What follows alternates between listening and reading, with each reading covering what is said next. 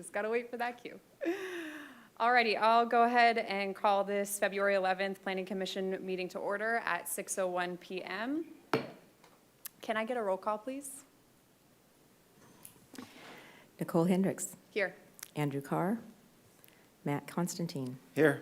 Rob Candrian, Here. Yana Semenova, Here.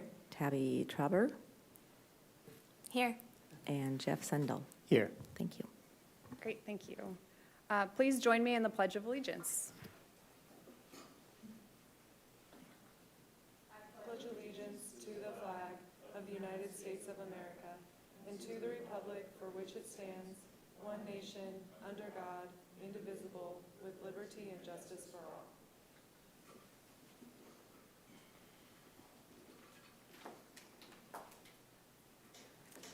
Okay, moving on to citizen input. This is the time that citizens have the opportunity to address the Planning Commission regarding any item that is not already scheduled for a formal public hearing.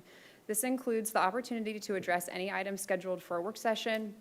Therefore, if any member of the audience, either here in City Hall or via Zoom, would like to speak about any other matter of concern, including any work session item, please raise your hand or send a message to the recorder using the Zoom chat function so that we may hear from you now. If you have not already, please fill out a testimony card and give it to the clerk. Also, please state your name and address for the record, or state that your address is as provided on the testimony card. Is there anyone that would like to testify at this time? Seeing no one in the room, and staff, is there anyone on? I do not have any attendees on Zoom. Okay, thank you. We'll go ahead and move on to the consideration of the minutes, and I might have on the agenda, I don't think it's listed. I Oh, think did I you're in miss the it? public hearing next on the agenda. Oh, okay. I'm rusty. We haven't met in 2 months. My bad. I'm eager. Okay, great. Good to know. Okay, so we are going to move on to the public hearing then. So with that, I'll go ahead and call to order the public hearing regarding resolution number LP 26-0001 for the citywide economic opportunities analysis and accompanying economic development strategy. And I'll go ahead and call that to order at 6:03 p.m. Have all commissioners familiarized themselves with the application? Seeing yeses. At this time, I'll go ahead and call for city staff to present the staff report, including the proposed recommendations, along with the applicable review and approval criteria. Will the city staff please present the report and recommendation? There we go. Good evening. Thank you, Chair Hendricks, Commissioners. Appreciate your time tonight. My name is Chris Myers. I'm a senior planner here with the City of Wilsonville. And joining me tonight is Nicole Underwood from Eco Northwest, and actually Beth Goodman, also from Eco Northwest, is online joining us. And of course, Matt Lorenzen, our Economic Development Manager. So Nicole has led much of the work on the economic opportunities analysis we're going to talk about tonight. She is going to be walking us through the presentation this evening. But before we begin, we're going to go back and do a little overview of the broader, larger project that the economic opportunities analysis is attached to, and how it fits into that project. So the Wilsonville, we can leave it there for now, thank you. The Wilsonville Industrial Land Readiness Project.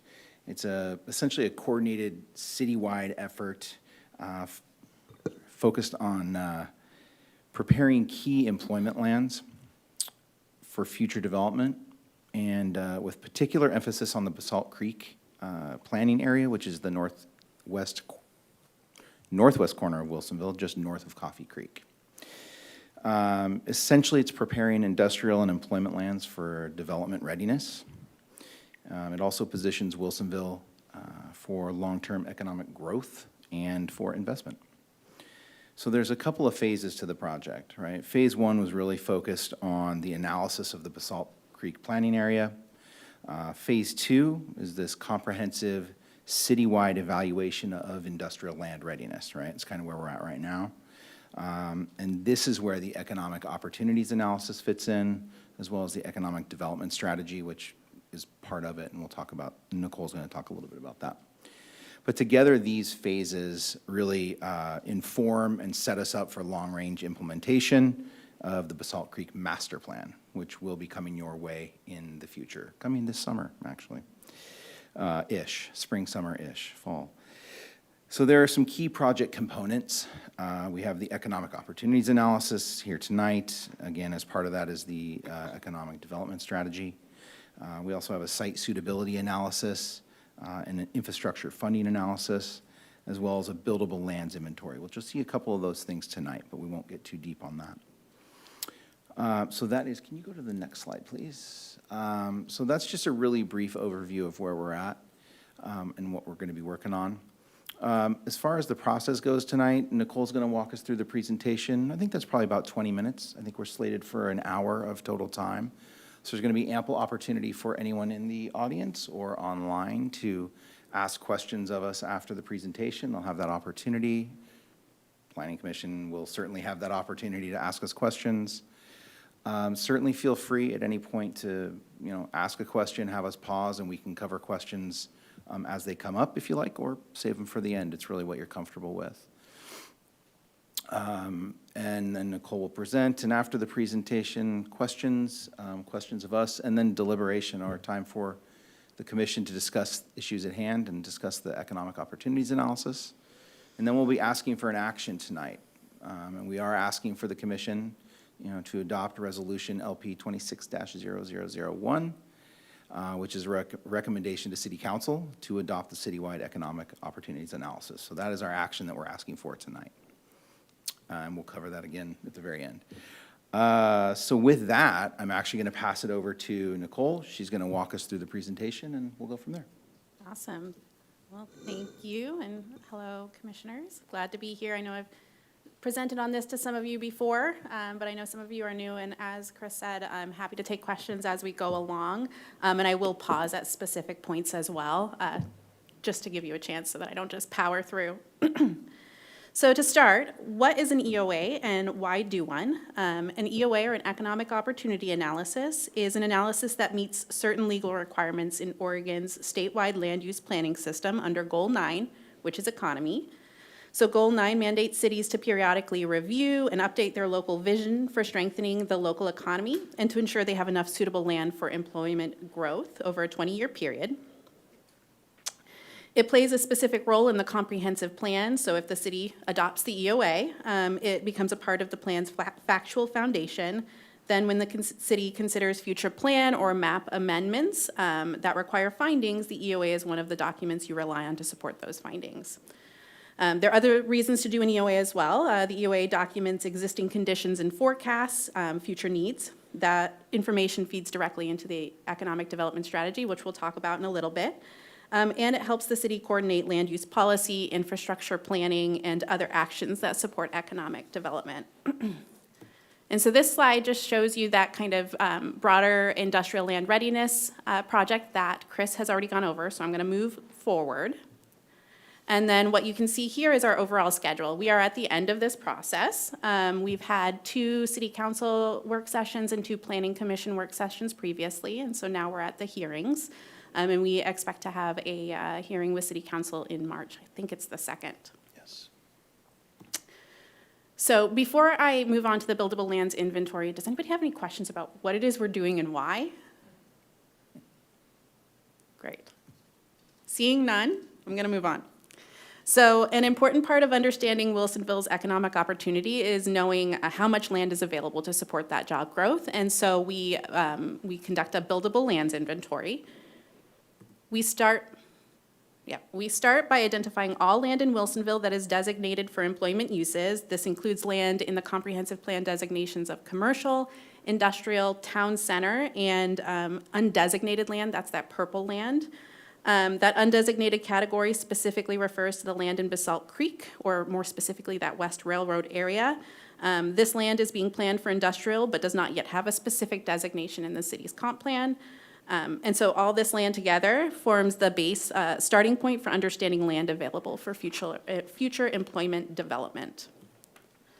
So next, we removed land with constraints that limit development potential. This includes things like floodways and floodplains, Wilsonville's significant resource overlay zone, Areas with slopes greater than 15%, Title III stream and floodplain protection areas, habitat conservation areas, and so on.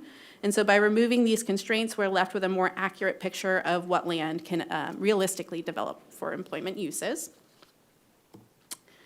And then we also classify that land based on development status. So vacant, partially vacant, and developed. Partially vacant land typically refers to large lots that have some existing development, but also have room for additional development. And then what you see on this slide here is a summary of the vacant employment land by comprehensive plan designation after constraints have been removed. And so in total, Wilsonville has about 366 acres of unconstrained buildable employment land. Most of it, or about 96%, is in industrial designation, so that's all the dark blue you see up there. And then in contrast, there are only about 13 acres of vacant commercial land citywide.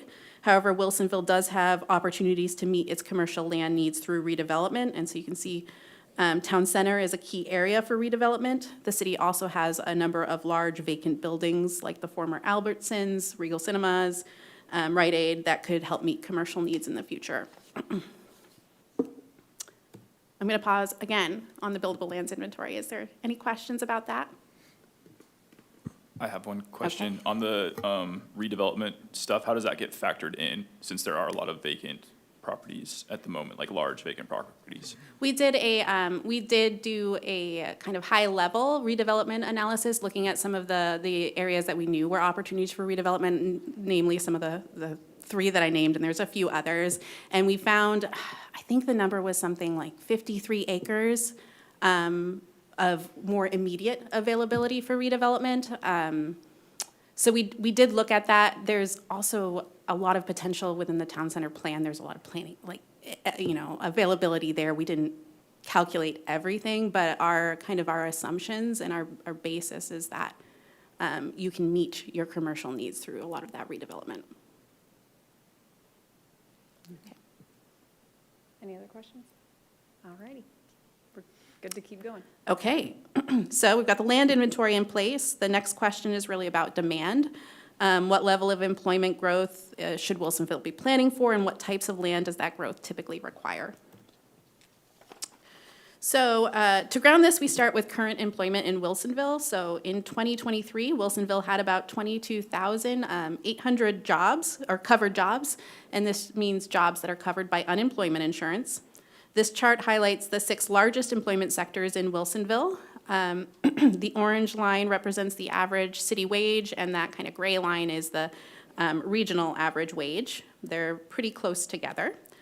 3 of the largest sectors, manufacturing, wholesale trade, and construction, are considered industrial sectors and together account for about 40% of employment in Wilsonville. And all 3 pay above average city wages. Professional and technical services also pays above the average city wage, and then sectors like retail trade and administrative services employ many workers but tend to pay a little bit less. Commuting patterns are also an important part of Wilsonville's employment landscape. Commuting is common in Wilsonville since the city is part of the much broader metropolitan region. Only about 8% of people who work in Wilsonville also live in Wilsonville. This is not unusual for a metro area job center. Most workers commute in from across the Portland region and Mid-Valley, including places like Salem. Wilsonville's location at that southern metro and along I-5 really position it as a natural midpoint between those labor markets. At the same time, about 15% of Wilsonville residents work in the city. Others commute to nearby cities like Portland, Tualatin, and Tigard.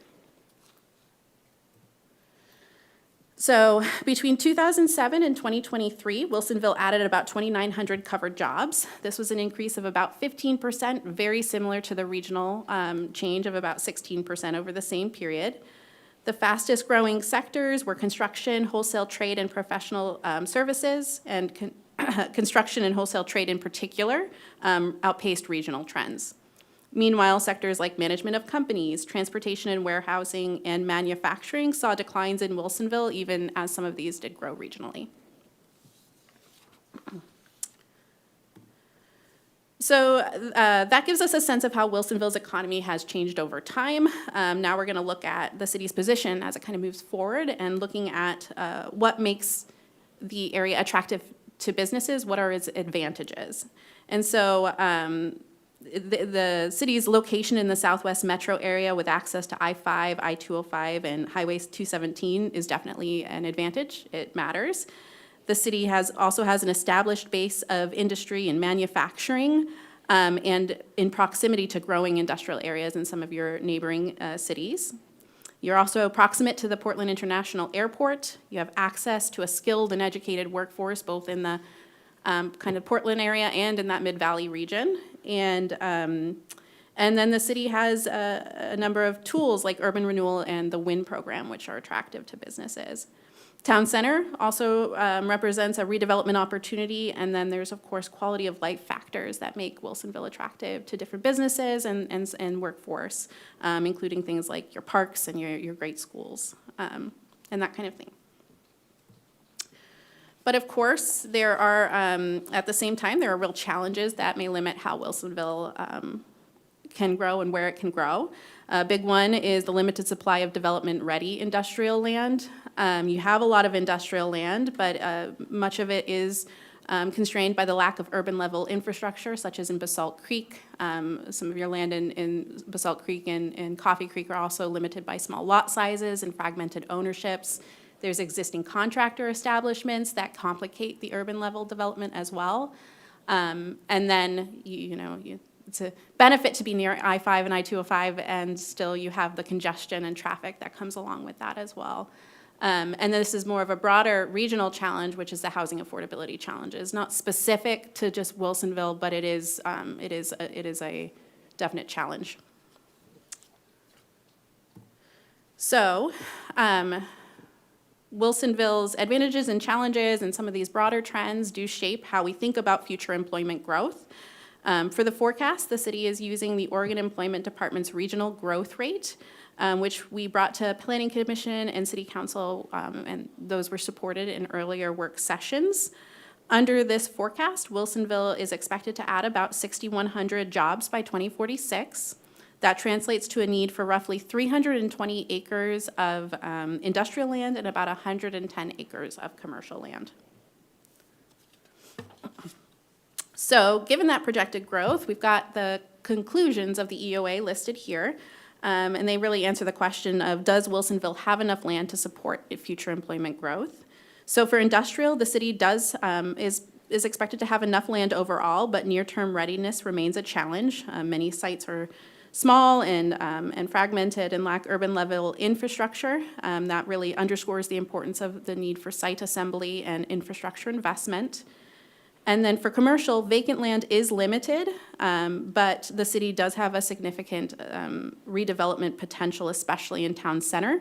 And so, like I said before, there are a number of large vacant buildings that create near-term opportunities for productive reuse. So that's what I have on the economic opportunity analysis. Before I move on to the economic development strategy, are there any questions about this? I have a question. Go for it. I've noticed that in both of our strategic advantages and constraints or challenges, we list I-5 and 205 in proximity to highways. As I was reading the materials before, one of the things that struck me, and I wasn't able to even speculate on an answer, we have a railroad that comes through our town. Is that a strategic, or why isn't that listed among like a potential opportunity or strategic advantage? It's a good call out. Was it not listed as a strategic advantage in the report? Well, or maybe it was more when it comes to like maybe jumping ahead with the development strategy. Like, why isn't it something that we focus on more as an opportunity? Yeah, go ahead. Okay. Maybe I just missed stuff too. I don't know. What was that? I'd be happy to talk to this point if that's okay. Yeah, by all means. So railroads can be an advantage, but they often aren't much of an advantage. You use railroads for shipping freight that is often bulky and doesn't need to get there quickly. And so while your railroad connections are an advantage, they're not an advantage the same way that, say, 205 and I-5 are. they're a more minor advantage. So there's a subset of types of industries that want railroads, but there's a lot of railroads in a lot of different cities. And so it's only so much of an advantage. I will just piggyback on that a little as well. I think in the site selection landscape, and that's a term that's used within the economic development world, and it is just what it sounds like, where a company uses a consulting firm or brokerage company to identify their next home or their next expansion site. If they do have a rail requirement, they're most likely going to need a site that's much larger than anything Wilsonville can conceivably offer. If we had flat 250-acre sites with a railroad coming by, that would be a huge advantage. There's an opportunity to create a siding or a spur and serve that site. With the land that we have available, the feasibility of serving it with rail just isn't there. So I think that's just adding on to what Beth said as well. Is that helpful? Yeah, that clarifies it. Thank you. Okay. I have a related question. I know the city doesn't necessarily love the airport and it falls outside, but there have been talks about airport expansion, which could also fuel potential economic growth.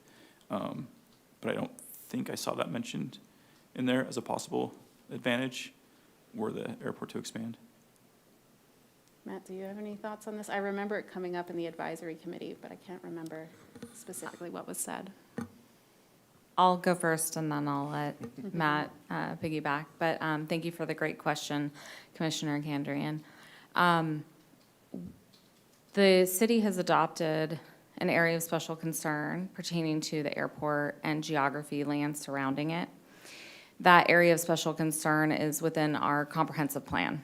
And then within that document, we essentially outline specific elements of that area that would present essentially issues or concerns or areas of interest for the city in relationship to the airport and the potential development of lands around it. Generally, because it's outside of the city and it would never be within our control, it's not land that we would look to as part of like our economic opportunities analysis or buildable lands because it's not a part of and not contiguous to the city of Wilsonville. However, it is very close to parts of the city of Wilsonville, which is why we've identified it as an area of special concern.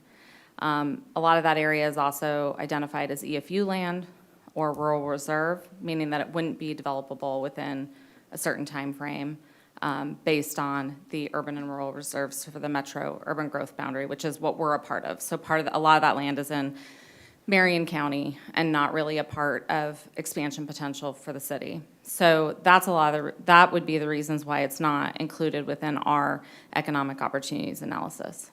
Okay, I guess my question wasn't so much the land around it as like, you know, because we're talking about potential future job growth and, you know, not that I want the airport to expand per se, but looks like it probably will. And so that could drive, I mean, like that could almost swing your estimate higher as per jobs needed if there were things that were servicing the airport. So that was more my question is like, maybe a better question would have been like, how much do we factor in outside neighboring areas and their growth and how that might drive what we need in Wilsonville? Since that could be something that could expand. And if it expanded, that could overlap and create, you know, more jobs here. Or if like Max extended down eventually, or, you know, maybe because there's talks of at least getting to Bridgeport, which is like sort of here. Yeah. You know, like there's a lot of like, you know, a lot of regional things going on. And I know that this is focused on our town, but like, how do those play a role in the estimates of like how many jobs we're going to need and how much land that will take? So I can answer a little bit of that, and I know that Beth has got her hand up as well. We did look at a number of different forecast rates and consider a different potential futures. So what we ended up using was the Oregon Employment Department's regional forecast rates, how much they expect the region to expand over the next 10 years. We considered the urban regrowth report from Metro as well, which it was projecting much slower growth. And then we considered the historical growth rate for Wilsonville as well. And so what we ended up landing on was kind of a middle growth rate for the city of Wilsonville, and that was informed by both some of these broader trends, which is slowing employment growth kind of at the state and national levels. The fact that a lot of Wilsonville's industrial land, where a lot of your opportunity is constrained, and so near term, there's not as much potential. There's going to need to be a lot of investment to be able to get some of that land ready. And then, but we also wanted to recognize that Wilsonville does have all this land, and it is a regional employment center. And so we ended up going with this kind of more mid-range employment growth scenario. Beth, you had your hand up. Did you want to add something to that? I'll just observe that historical growth as was at a really similar rate between 2007 and 2023 as the forecast that we used. It was essentially the same rate. And so you ask a lot of what-if questions, and those are good questions to ask. And to a certain degree, an EOA can give you answers that don't necessarily get to that at this point. It can give you some answers of what if you grew similar to the past? Would you have enough land? And the answer is yes, you'd have enough land, technically speaking, if your land for industrial became development ready. Well, what if these things happen that are exogenous to the city, that aren't in the planning right now? So what if we became a big center for the next big thing? Well, I would advise the city to do a new economic opportunities analysis at that point. It's intended to help plan for 20 years. And what this one tells you is that without getting your land, your industrial land development ready, you're going to go slower than you did over the last couple of decades. And so you should adjust to this and look again in the 5 to 7 year range or the 7 to 9 year range. And say, okay, let's have another look at that point. So a lot of things can happen, but we also know that a lot of this growth tends to be a little slow, and it's slowing down further than it has historically. So this is a case of advice of monitor what's going on, and if something changes substantially, review your plans and perhaps repeat an EOA. Do the commissioners have other questions? I have one more question, and it has to do with how have we seen the relative proportion of covered to non-covered jobs in Wilsonville stay steady, or has that rate changed at all as far as we know? And if it, again, coming to a what if, but if it's trending upward or downward, does that change kind of how we anticipate our land use needs? So you're asking about the covered to total employment and how that might have changed over time. Beth, I'm going to kick this one over to you. That's a fair question. We know the composition of people who are not covered by unemployment insurance has changed substantially with your gig jobs. So things like Uber and that kind of thing. Having done this for 20 years, I haven't seen the proportions. We didn't look at it specifically for Wilsonville. We were looking at it at the county level because that's what level the data has changed. I haven't seen the proportions change substantially over the last 20 years. They've hovered at about the same proportions as they currently are. And so we were using an overall assumption that 70% of employment in Wilsonville is covered by unemployment insurance, and thus another 30% is not covered, and we adjusted for that in our forecast. That's a pretty typical percentage that you see for a lot of more urban cities, urban counties in Western Oregon. So no, we didn't look at that specifically, but I haven't seen that change a lot. Other questions for staff? All right, I think maybe we can move forward with the economic development strategy. Yes. Okay. Okay. So the economic development strategy is really about taking the findings from the EOA and the engagement that we did and developing a set of actions to support the city, to support economic development in the future. So we started the economic development strategy process by identifying 6 desired outcomes that define long-term economic success for Wilsonville over the next 10 years. And I'm just going to go through these. So we're all on the same page. Basalt Creek and Coffee Creek show considerable momentum, building out with high-quality, high-value development and are home to employers that provide higher-than-average wage job opportunities. Town Center is redeveloping with active retail, housing, and civic spaces. Zoning and infrastructure balance the needs of residents and target industries, supporting both community livability and economic growth. Retail and restaurant offerings are expanded, including more locally owned and experience-oriented businesses. Employment opportunities with higher than average wages have expanded, providing more career options for Wilsonville residents. And then Wilsonville is recognized regionally for its advanced industrial employment, quality of life, and high caliber customer service. So these are the desired outcomes we're looking to achieve with the actions that we put into the economic development strategy.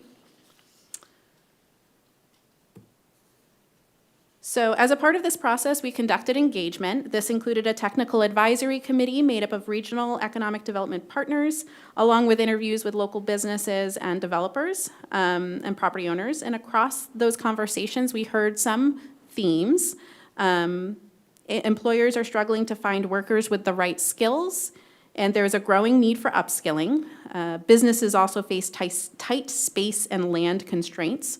High rents and tenant improvement costs create barriers for small companies.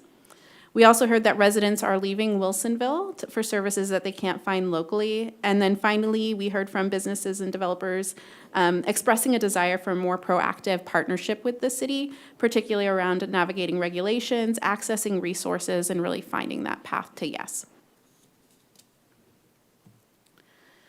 So from that engagement and technical work, we identified 6 key focus areas. Each represents a point of leverage where the city can make progress through investment, policy, and partnership. The strategy is built around these focus areas with 16 actions total. It is a city-led strategy, meaning the actions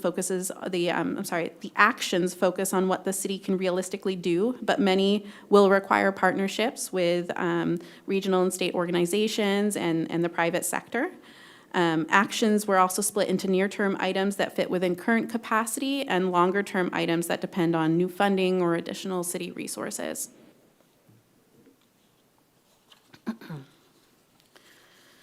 So the 6 focus areas, along with their associated actions, are listed here and on the next slide. Focus area 1 really covers industrial readiness and has 5 supporting actions. A lot of that's focused in your Basalt Creek and Coffee Creek areas. Focus area 2 focuses on addressing the funding gap that exists outside of the Coffee Creek urban renewal area for economic development. So the action here is to explore a dedicated funding source to support commercial and mixed-use redevelopment. Focus area 3 addresses the limited supply of commercial land by focusing on a lot of reuse and redevelopment. Focus area 4 is about enhancing Wilsonville's unique retail and dining options, which was a common theme in our engagement. I will say many of the actions under this particular focus area as well come from or support the existing town center plan and tourism development strategy to really ensure that these plans are working together. Focus area 5 is about workforce.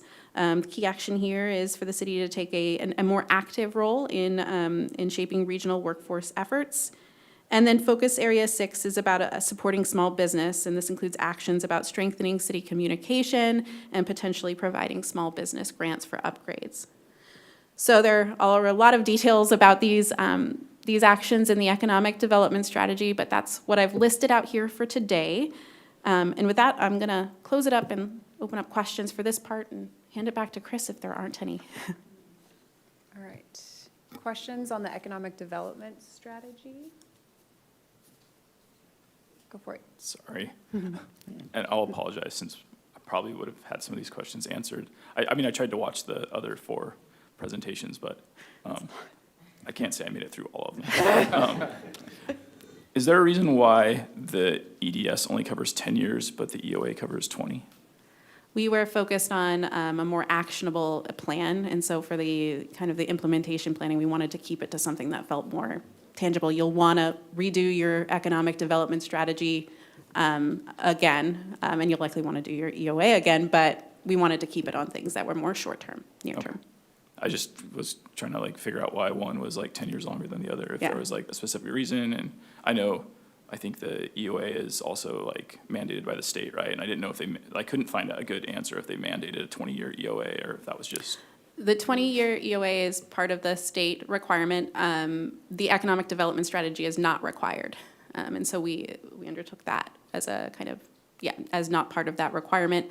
I will say with the economic development strategy, also why you'd want to keep it a bit shorter is ideally, as you are accomplishing some of these things, you will have, you will want to be able to update where you're focusing. If you get your industrial lands ready, you're going to want to be able to pivot and switch where you're focusing. And ideally, you're getting additional financial resources to be able to support some of this work. I think I'd also just add that even though the EOA has a 20-year horizon, it doesn't mean that we won't do it again for another 20 years. It's just the time horizon that we look outward for. I don't know if that helps or. Yeah, thank you, Matt. Commissioner Kandrian, I would just add that part of the reason for that 20-year period is that is the 20-year period that's mandated by state law. So for every housing needs analysis or every economic opportunities analysis that we do, it's based on the requirement that we have to be planning for a 20-year land supply to meet housing and job growth needs. And so the EOA is always going to be 20 years because that's what's mandated in terms of that planning horizon. The economic development strategy was more of an undertaking by the city to say we want a document that shows what are our strategic actions to help us to maximize that supply and prepare us for future supply if needed, in order of promoting the economic development that we want to see as a city. And so again, that was chosen as 10 years because we typically undertake these analyses about approximately every 10 years. They used to be tied to periodic review. This is more information than you probably want to know at the state level. But I asked, so I guess yeah. Right. But that is not mandated really anymore. And so, but we will more than likely be undertaking it probably approximately every 10 years. The last one we did was adopted in 2012. Okay. And so we're a little bit behind on that one because of a lot of that additional housing work we've had to do from the state. But our housing needs analysis we were doing every 10 years already, which will now be every 6 years based on state law. So anyway, Thank you. Long-winded answer. Other questions? Yeah, I do. And I will also apologize. Don't apologize for asking questions. Well, right. there's so much material to go through, and so I shared the sentiment that I tried to go through a lot as much as I could. Right. I feel like I made through a lot, but there was a lot to ingest. So forgive me if I missed this and it was in the report, but do we have a sense for what proportion of our industrial developed land today is currently occupied by commercial? Is there like a threshold that we look for that's like, that's starting to be too much, or how do we discourage that, or how do we encourage more if we're short on commercial? Bat, can I tag you in? I believe we looked at that. There's not a proportion that you should be ideally planning for. What you want to do is you want to make sure that your industrial land that's uniquely suited for industrial uses is preserved for that. And for the other industrial land, especially where, it's adjacent to housing or adjacent to commercial or otherwise a little less suited, that's some of the cases where you might consider adjusting your zoning and allowing more commercial. Typically speaking, industrial zoning has been very successful at preserving industrial land for industrial uses, and I seem to remember we looked at that in Wilsonville, and that was the case, where there wasn't a lot of commercial uses in industrial areas. Commercial areas tend to be a much bigger mix of uses, of course. So there's no ideal for you. And this is why we're suggesting you explore this and look at it in selected areas. I certainly would never recommend to just rezone all your industrial land to commercial. That's not a good policy. Or just allow all industrial land to develop with whatever commercial. That's not a good policy either. So be selective about it. So yeah, 100% what Beth said. I would also just add that in Oregon, economic development is a little bit unique in that, especially for cities, cities' general fund is supported by primarily property tax. City has other revenue sources, but we see no portion of income tax. So job creation is a virtuous endeavor, but there's no direct benefit to a city. So if you go to another state that has sales tax, for example, part of their economic development strategy would be much more focused on increasing retail sales within the city. Something like a car dealership suddenly becomes very valuable. In Wilsonville, in Oregon, not the case. And so we really want to think about maximizing the utility of our lands from a property tax value per acre perspective. And manufacturing and industrial uses hit the mark. Commercial is important for livability, it's important for attracting workforce, but it doesn't have the same ROI in Oregon it does in other places. So it's an important part of the puzzle, but it's peripheral to what we're really trying to do with economic development, which is maximize property tax. Yeah, thank you. And just to make sure I understood too, the reason this was included as one of the strategies is because we have a surplus of available industrial land. Is that right? You're referencing the explore expansion of allowable non-retail commercial uses in select industrial areas, is I Yeah. think what you're referencing. That's right. This is 3.1. It wasn't so much that you have an excess of industrial land, it was you have a limited amount of commercial land. And some uses you may not want in town center. So I think just an easy kind of one to pull out is recreational gyms, like a gymnastics center or something like that. You may not want that use in your town center. It may be well suited for a particular area in an industrial area that is maybe abutting something, or you certainly would want to be careful where you would allow these types of uses, but there may be times when that's appropriate. Other questions? I had one, I was thinking back to our last work session on this in November, and I remember a conversation, I think it was around focus area 4, just about retaining, like retention of businesses, because we know, we hear from community, we're sad when we see businesses leave, and so how do we kind of incorporate that into the document? And so I was kind of looking for that in the draft that we have in the packet, and I was wondering if there was any more kind of implementing that idea that we talked about last time. It's a good question. Yes, it was implemented into the action sheets. Okay. I can't remember exactly where, but I do know one of them specifically, we call out some retention strategies, I believe, from the town center plan too. So there is actions in there, and we've specifically mentioned, look there, tie this all together. And there was a few other places where we really did try to make it clear that this was about existing businesses as well, not just bringing in new. Awesome, thank you. Yeah, go for it. This is not a question. Sorry, Oh, I go would for- just sorry. add on really quick for Chair Hendricks is, Yeah. I think if you look for it, you'll find it in the action sheets, which are an appendix to the EDS, Got which is an appendix to the appendix, EOA. got it. Okay. So this is probably why you didn't find it Yeah, right I was away. in the main, so yes, thank you for directing me to the You're very proper place. There's a bit of a recurring theme with some of these, not all of them, but there's a caveat with many, and that is requires additional resources. Maybe you saw that Yeah. verbiage in there.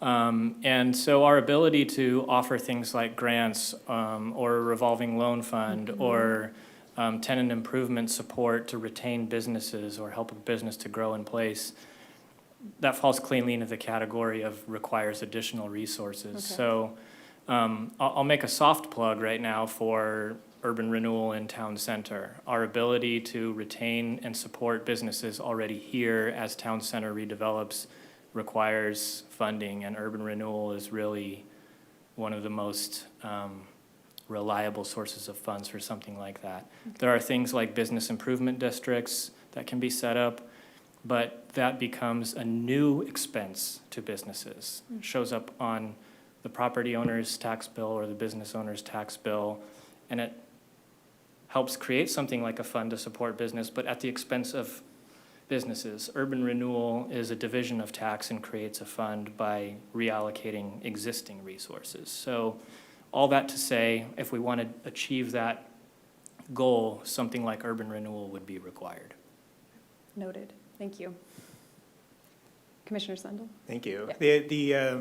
This is less of a question and more of an observation that on action, I think it was 4.2, it seems very narrowly scoped to like one pop-up sort of event for like food trucks.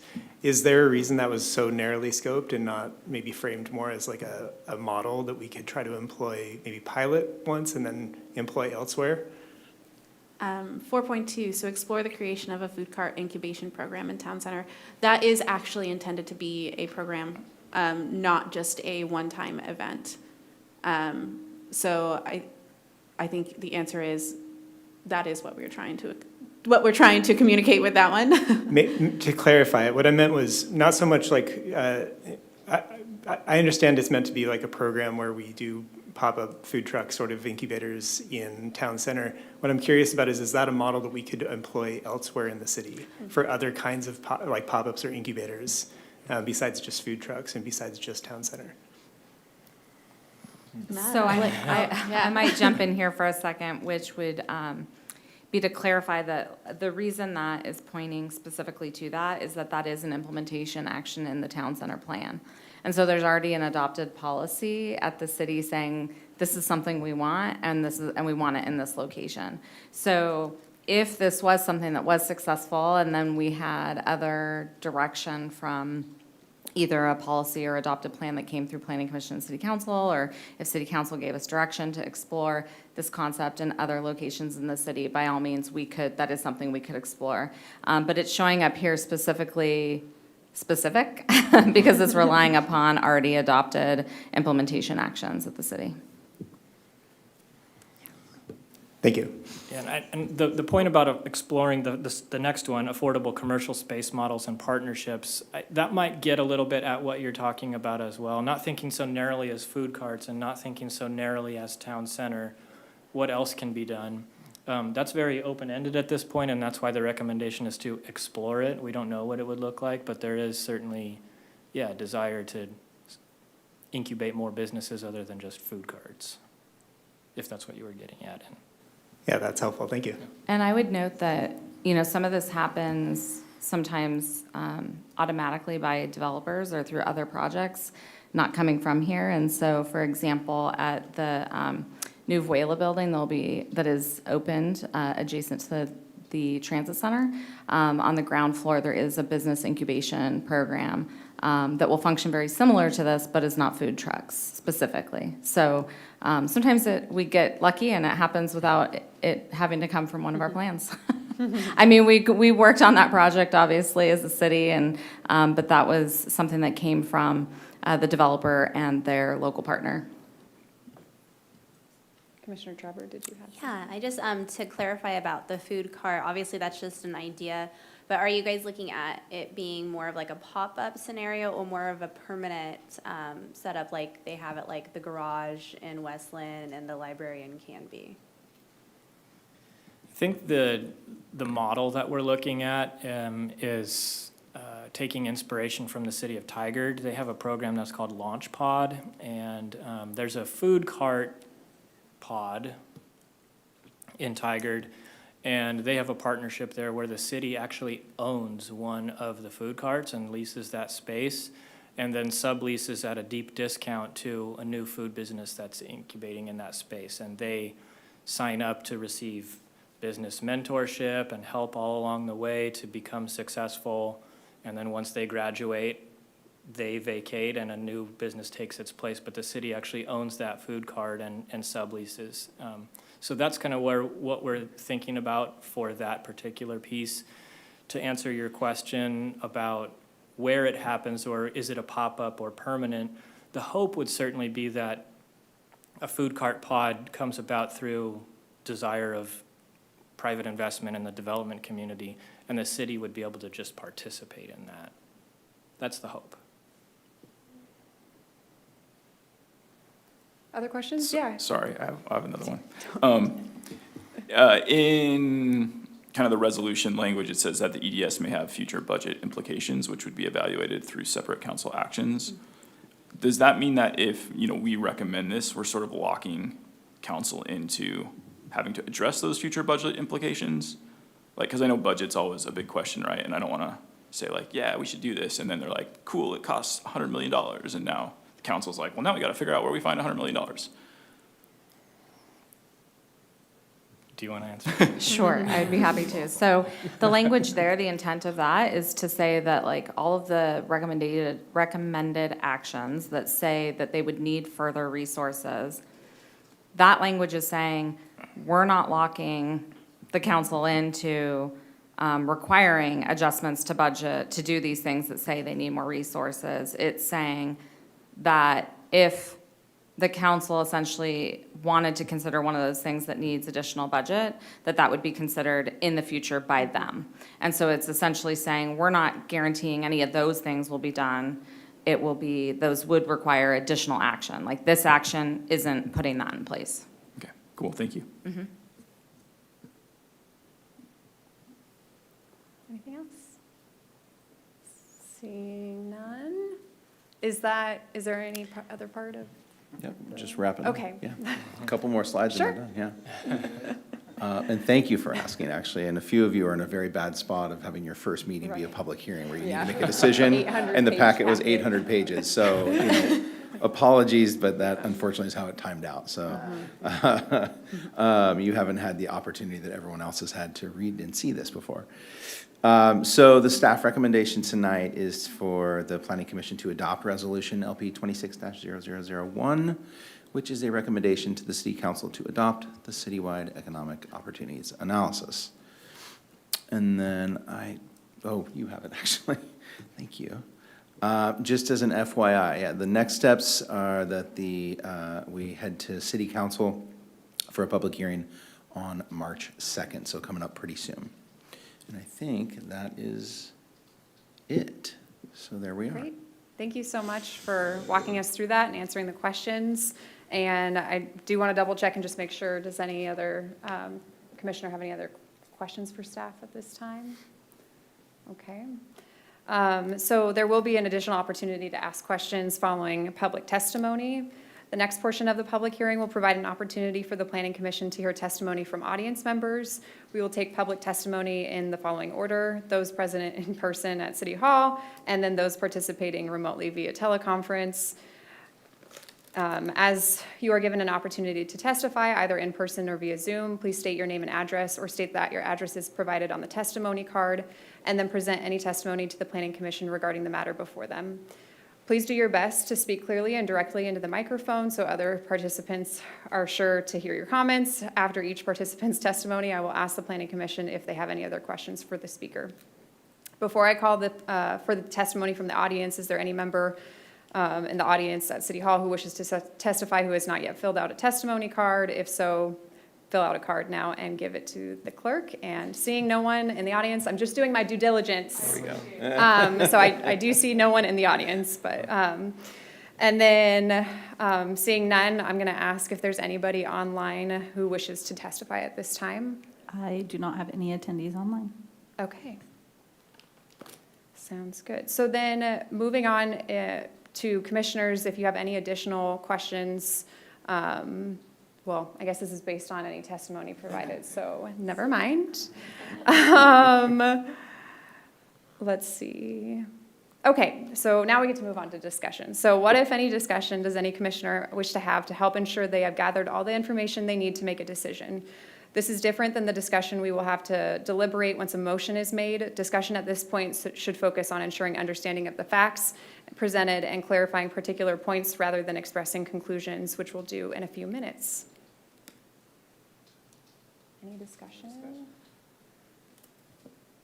Yeah, I just want to recognize that we have a lot of newer commissioners too, so thank you for reading through the documents and asking questions. I think it's helpful to get that new perspective the commissioners who were here last year have been through a handful of work sessions, so we might have not had as many questions this time, but we definitely had a lot of questions throughout the process, so I just wanted to note that, and I'm excited to have, especially the economic opportunities analysis. I think it's great to, just have that as a tool in our toolkit for the city. So hearing go for it. Just maybe building on that a little bit. Sure. As a new commissioner, this was it was trial by fire, so to speak, jumping into the deep end of the pool. But I would like to express appreciation to the fellow councilors and to staff for the questions. Some of them may have been ones that would have been answered in other sessions. So thanks for your patience on that. But I'd also like to say this was actually a really great way to immerse myself in something that is really central to Planning Commission. And really kind of orient to the space as a first timer. So, yeah, thank you. Great. Okay, so hearing no discussion, I am prepared to close the hearing. Once the hearing is closed, there cannot be any other discussion, comment, or questions pertaining to the material matters of the case file except among commissioners. However, the commission may ask staff-specific clarifying procedural questions. Okay. And I'm just going to confirm there's no additional discussion needed at this point. So I'll go ahead and declare this public hearing closed at 6:56 p.m. And with the hearing closed, it's time for the Planning Commission to entertain a motion to deliberate and make a decision on the resolution before us. If a commissioner wishes to amend the staff report in any way, it should be included in the motion. So do I have a motion on the resolution number, which is LP 26-001? Motion for approval? Does that suffice, or should he Do I have to say more? make a complete statement? Yeah, if you could make a complete, a motion to approve resolution number LP 26-0001. Yes, So you a motion, this is a motion for approval of, you have to give me the number again, LP. It's not- 26. 26-0001. How And did I do? then, you did great, okay. And then do I have a second? I'll second, because that's much easier. Thank you. Wonderful, okay. So it has been moved and seconded that we are moving, approving the resolution LP 26-0001. Is there any discussion?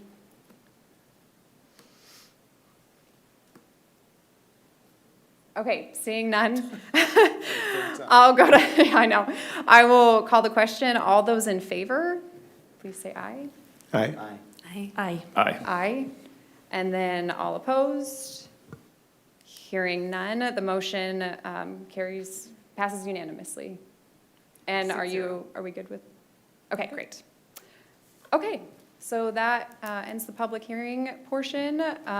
Thank you, staff, again, for your time and all your work, and to Eco Northwest for all of your hard work and technical expertise.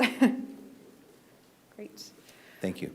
Okay, so, sorry, I'm gonna take this back. Okay, so we're gonna move on to administrative matters, which I was so eager to do earlier, which is to seek approval of the December 10th, 2025 Planning Commission meeting minutes. Those were previously distributed. Are there any corrections to the minutes? Okay, seeing none, I'll go ahead and approve the minutes as just distributed. Okay. And then we get to elect a chair and a vice chair, and so I might just look at our city attorney for a little guidance on process. Thank you, Chair Hendricks. The Planning Commission will elect a chair and a vice chair subject to the following rules. We will begin with nominations for the position of chair of the Planning Commission. Any member of the Planning Commission can nominate someone for chair. You can also nominate yourself. Nominations do not have to be seconded. If you are nominated but do not want the position, simply state that you decline the nomination. When the nominations stop, Chair Hendricks will call for any further nominations. When no more nominations are forthcoming, Chair Hendricks will declare the nominations closed. Once the nominations are closed, we will conduct a roll call vote. Each of you will state the name of your chosen nominee when you are called to vote. If one person receives a majority of the vote, Chair Hendricks will declare the result. If no one person receives a majority, we will redo the vote until one person receives the majority of the vote. No nominee may be dropped from consideration unless that person voluntarily withdraws. Upon completion of the election of the chair, we will then elect the vice chair in the same manner by first nominating candidates, then closing nominations, voting until one person receives a majority of the votes, and then Chair Hendricks will declare the result. Great, thank you for the guidance. So I'll go ahead and look to my fellow commissioners to see if you have any nominations for chair. Is it bad form to nominate Andrew since he's not here? Probably, but that's fair. That is fair. And Commissioner Carr was the chair He was, the yeah. prior We've year. had enough of him. Yeah, no, he's wonderful. And if he was here, yeah, it's an option. That might have been, yeah, okay. Do we know if thoughts. he's expressed an interest? I haven't heard, but I would love to hear if there's any interest in the room, if there's anybody interested in maybe. I'd like to nominate. Okay, I'd like to nominate Yana as my selection. I think she'd be great in representing us, and I want to say thanks to Nicole, obviously, for all the work. There's a lot of work that goes into it, but well done. and I know we don't need to second nominations, but I will echo that I would love to see Commissioner Semenova as our chair for this year. I don't know if anyone else has any. I know it's hard, new members too, newer, it's a little like, yeah, unless you're interested in being chair. Yeah, I think Really I'd like dive in the to, deep end with public hearing and then being chair. yeah, I'd like to get a sense of how this works before That's I really put myself forward. I had enough fun reading off the stuff when I was on the DRB, so There you I'm go. good with letting someone else read it off. Great, okay. Okay, so I'm gonna go ahead and close the nominations for chair then, and I'm asking for a roll call vote for the nomination, which is to have Commissioner Semenova be chair for this year. And I'm looking to, yeah, staff. And I took off the record that Commissioner Cambria nominated Andrew Carr, because that, I understood, was kind of in jest. Yeah, that was It's a not a joke. real It's not, nomination. it is. Yeah, thank you for officially- clarifying. It was a officially question about jest. whether I could Yeah, nominate, okay. since he wasn't here, There we go. and he's There my we go. neighbor, so. Okay, so this is for Yana Semenova to be chair. Commissioner Zendel. Do I just say yes or no? Or Yana, Commissioner Is Semenova? it yes or I, or what's the? if Saying the once you name. agree. Saying the Okay, name. yeah, Okay. Commissioner Semenova. Commissioner Trauber. I elect Commissioner Semenova. Yeah. Chair Hendricks. Commissioner Semenova? Commissioner Constantine. Absolutely, Commissioner Semenova. Commissioner Kandrian. Commissioner Semenova. And Commissioner Semenova. Commissioner Constantine.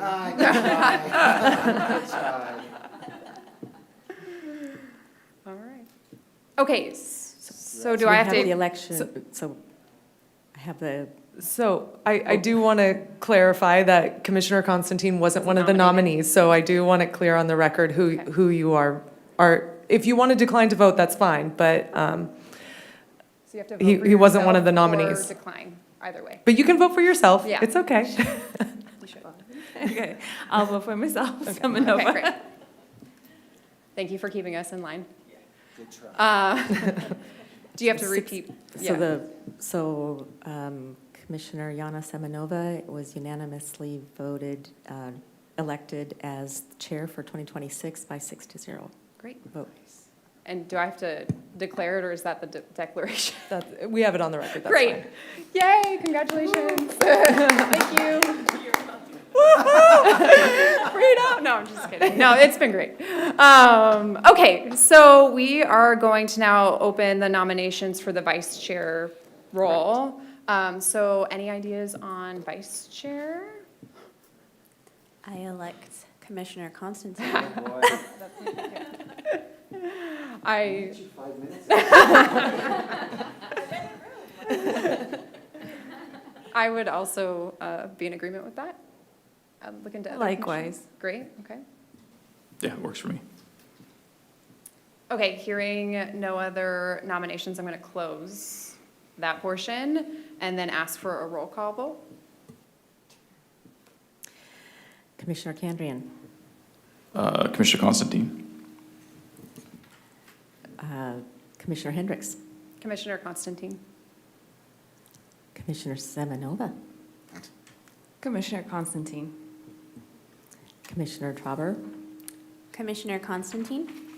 Commissioner Zendel, Commissioner Constantine. and Commissioner Constantine. As long as she's never absent, I vote yes. No pressure. So again, we have, did I catch everybody? Yes, Yes. okay, so we have unanimously elected as vice chair. Great. Commissioner Constantine by a vote of 6-0. Great. Awesome. All right, great. So with that, I think we can move on to the next part of the agenda. So this is kind of an informational portion, and I'll look to city team members if they have anything for us related to work plan or action items or anything else. Thank you, outgoing Chair Hendricks. Thank you. And Chair Semenova. No,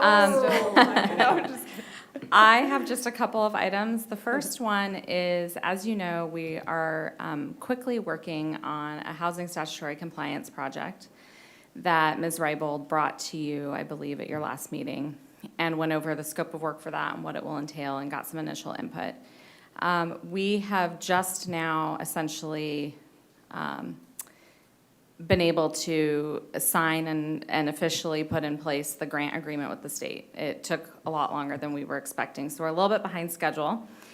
And we would like to propose / ask you if you would be willing to reschedule your March Planning Commission meeting. They're always the second Wednesday of the month, and we know that you have that on hold, and you may not be able to make a shift. But I have a couple possible dates to float to you to see if you're available. Hopefully you have your calendars ready. We really need to be able to keep this within March in order to bring something to council in April to stay on schedule, but it just won't be possible to get you a draft in time for the second Wednesday. So we were hoping that, I'll start with March 30th and find out if March 30th, and you could just do like a show of hands if you would be able to make it on March 30th.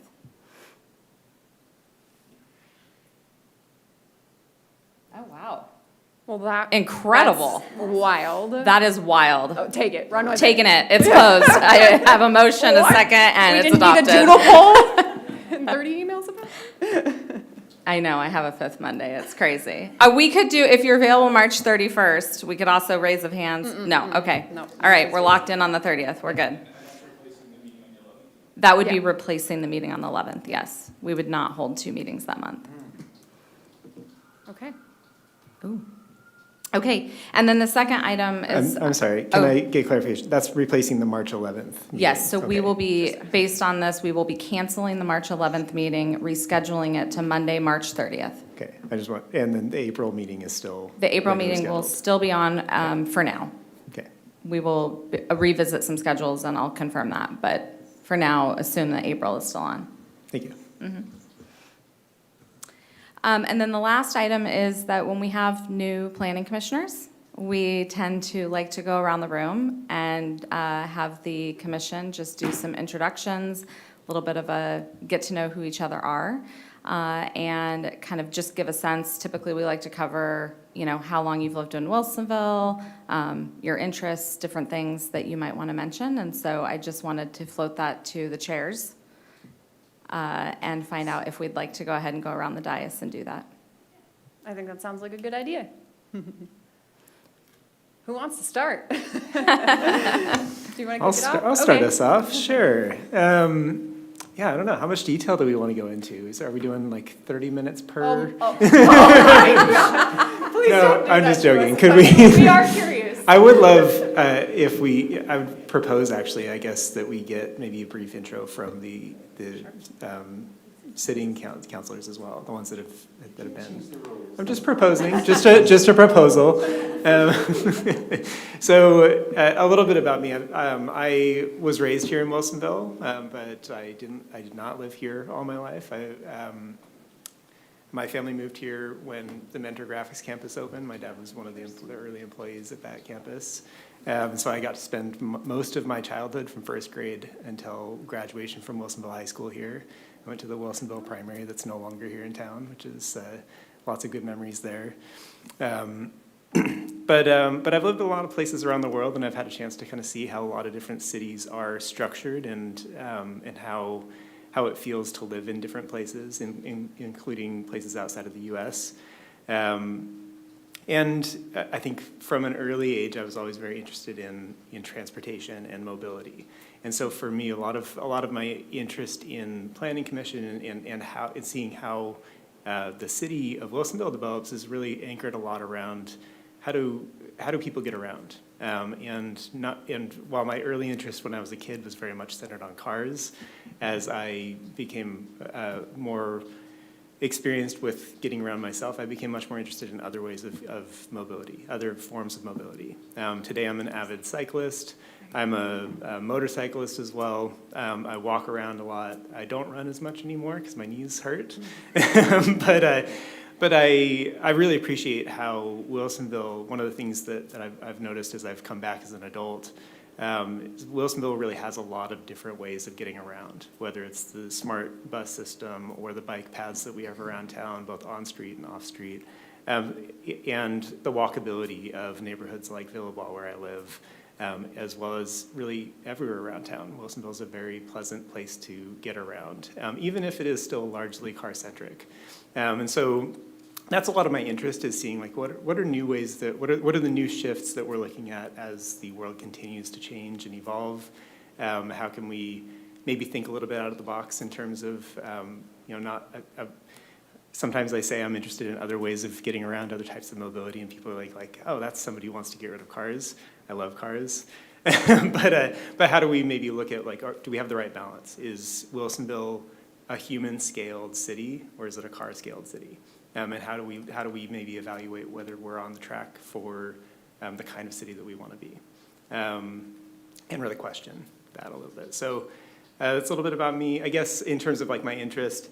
As I moved back to Wilsonville in 2020 after being away for I don't know, a long time, and I have a little 10-year-old son.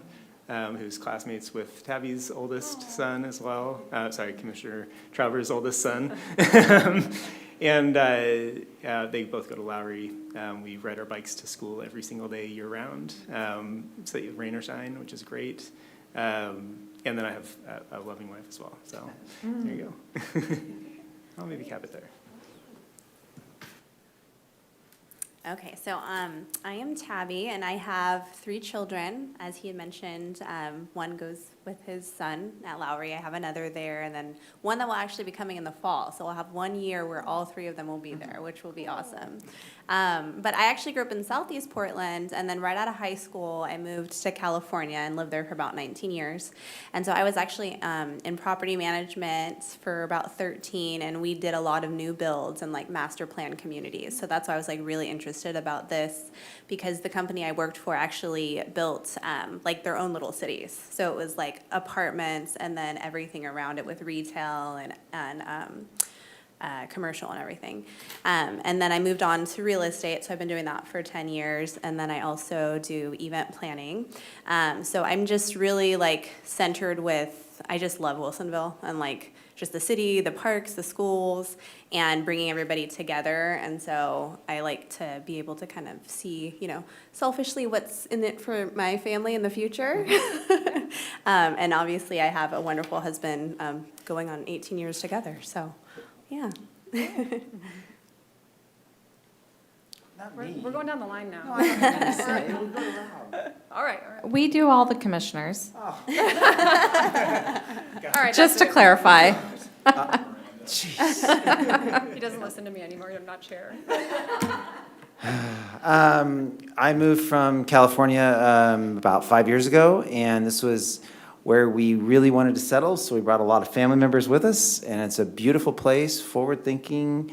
I worked in public health for almost 30 years, and so I'm really interested in how our health is impacted by communities and how our policies affect our well-being. and I really have loved the experience here for the last few years at Planning Commission, and I think we've got a lot of forward-thinking, caring, kind staff and commissioners, and I've been always impressed with that, so. If I can add, I realized I left out, the last two commissioners spoke about what they do for their day job or what they do outside of Planning Commission. I forgot to mention, I think I mentioned it to Commissioner Constantine when we were kind of chatting at the beginning. I'm a software designer, product designer, and it informs a lot of how I think about problems in the world too. I try to look through the lens of like, how do humans use this? What's the system that we're working with? And as a product designer, I specialize in accessibility, so I often am looking through that lens as well. Like, people are different. So. Thanks for sharing that. Well, hi everyone, nice to meet you. My name's Nicole. I moved to Wilsonville about 9 years ago, grew up in Tualatin, and before that in Torrance, California. I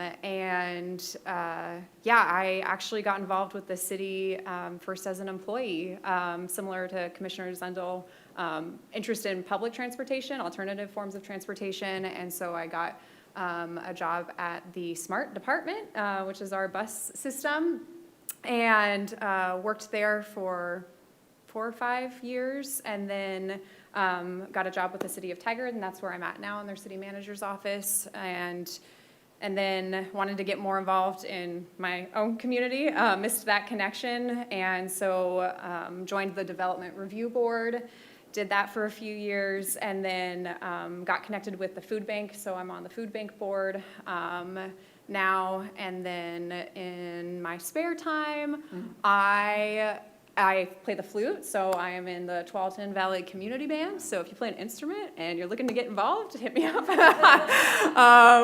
And then, let's see, what else? I think that's about it. Yana Simonova, and this is my first time being a commissioner. As it was the planning commission. Oh, do you want to hit your mic? I don't know if it matters. Yeah. Okay. So I hear a lot of people transitioning into this from DRB, and I didn't have that experience, so this has been definitely trial by fire. But it's been really eye-opening. I've wanted to get in, more into like public affairs and public policy making and being more involved in the community, and so this has been a really great experience. But a little bit about me.